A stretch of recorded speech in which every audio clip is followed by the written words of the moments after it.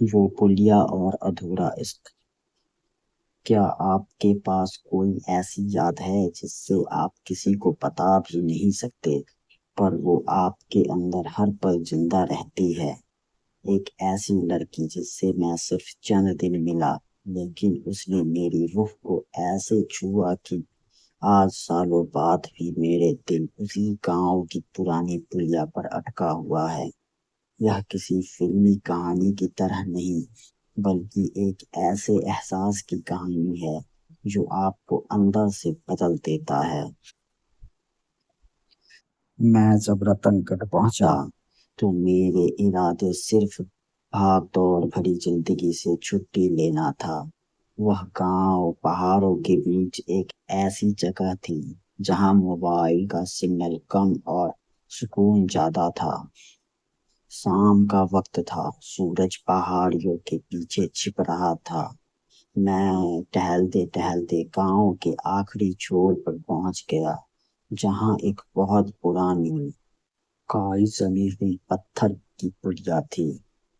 تبھی میں نے اسے دیکھا، میرا۔ وہ ندی کے ٹھنڈے پانی میں اپنے پیر ڈال کر بیٹھی تھی۔ اس نے سادھارن سا سوتی کرتا پہنا تھا اور اس کے بال ہوا میں الجھ رہے تھے۔ جب اس نے اپنا سر گھما کر مجھے دیکھا تو اس کی آنکھوں میں نہ کوئی شرم تھی، نہ کوئی بناوٹ، بس ایک گہری خاموشی تھی جو سیدھے میرے دل میں اتر گئی۔ میں وہیں رک گیا، جیسے کوئی انکہی داستان شروع ہونے والی ہو۔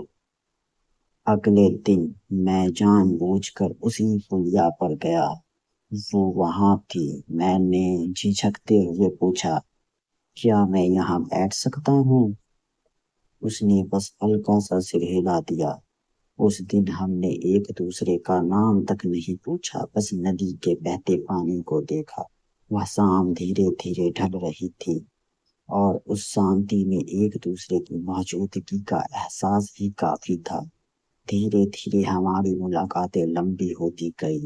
میرا نے مجھے اس گاؤں کی ہر وہ چیز دکھائی جو شاید کوئی پریٹک نہیں دیکھ پاتا۔ ایک دن ہم ایک اونچے ٹیلے پر گئے جہاں سے پورا گاؤں دکھتا تھا۔ اس نے اپنے ہاتھ سے پہاڑوں کی اور اشارہ کرتے ہوئے کہا، دیکھو، یہاں کے پہاڑ کبھی کسی سے کچھ نہیں مانگتے، بس دیتے ہیں۔ ہم انسان ہی ہیں جو ہر چیز میں اپنا حق ڈھونڈتے ہیں۔ وہ باتیں اس کی سادگی کی گہرائی بتاتی تھی۔ ایک شام ہلکی ہلکی بارش ہو رہی تھی۔ ہم ایک پرانے برگد کے پیڑ کے نیچے کھڑے تھے۔ بارش کی بوندیں پتوں پر گر کر جو سنگیت پیدا کر رہی تھی وہ کسی فلمی گانے سے زیادہ جادوئی تھا۔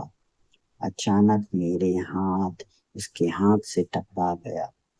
اس نے ہاتھ پیچھے نہیں کھینچا بلکہ انگلیوں کو دھیرے سے میری انگلیوں میں پھنسا دیا۔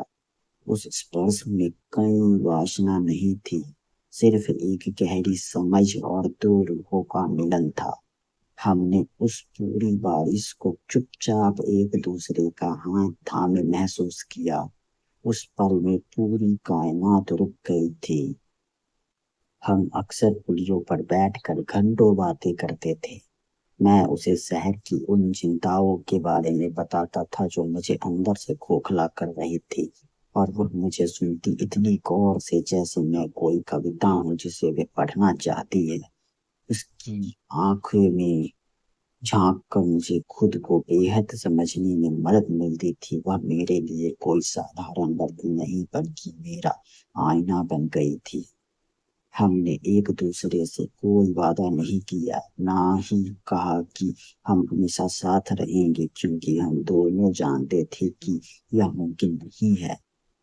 اس نے مجھے سکھایا کہ پیار کا مطلب کسی کو قید کرنا نہیں، بلکہ کسی کو اسی پوری زندگی کے ساتھ محسوس کرنا ہے۔ وہ جانتی تھی کہ میں واپس شہر جاؤں گا، اور میں جانتا تھا کہ وہ کبھی یہ پہاڑ چھوڑ کر نہیں آئے گی، لیکن اس سچائی نے ہمارے بیچ کے پیار کو اور بھی زیادہ قیمتی بنا دیا تھا۔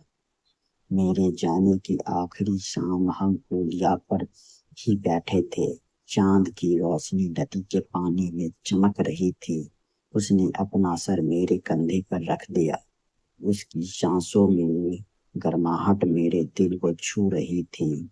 उसने धीरे से कहा, तुम चले जाओगे, लेकिन यहाँ की हवाओं में, इस नदी के बहाव में और मेरे दिल के पल में तुम कहीं न कहीं रहोगे।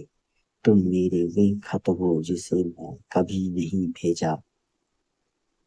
उस रात हमने एक दूसरे को नहीं देखा, बस उन खामोशियों को जिया। जब मैं अगली सुबह बस में बैठा तो खिड़की से बाहर देखा। वह दूर पुलिया पर खड़ी थी। उसने हाथ नहीं हिलाया, कोई रुलाई नहीं थी। बस वह अपनी उसी सादगी में वही खड़ी रही, जैसे वह खुद एक पहाड़ बन गई हो। आज मैं शहर की ऊंची इमारतों में रहता हूँ, मेरे पास सब कुछ है, दौलत, शोहरत, कामयाबी, लेकिन जब भी मैं अपनी आंखें बंद करता हूँ मुझे आज भी वतनगढ़ की वो पुड़िया याद आती है। वो बारिश की बूंदें और मीरा का वह कोमल स्पर्श। कुछ मोहब्बतें इसलिए अधूरी रह जाती है ताकि वह ताउम्र हमारे दिल के किसी कोने में महफूज रह सके। वह आज भी वही है, और मैं आज भी उसी के उस एहसास को जी रहा हूँ। क्या आपकी जिंदगी में भी कोई ऐसा है जो आपके पास नहीं है, लेकिन आपकी सोच का हर पन्ना उसी के नाम है? अगर आपकी कहानी भी ऐसी ही अधूरी है लेकिन खूबसूरत है तो कमेंट्स में अपना दिल का हाल जरूर लिखिएगा। Thanks for watching.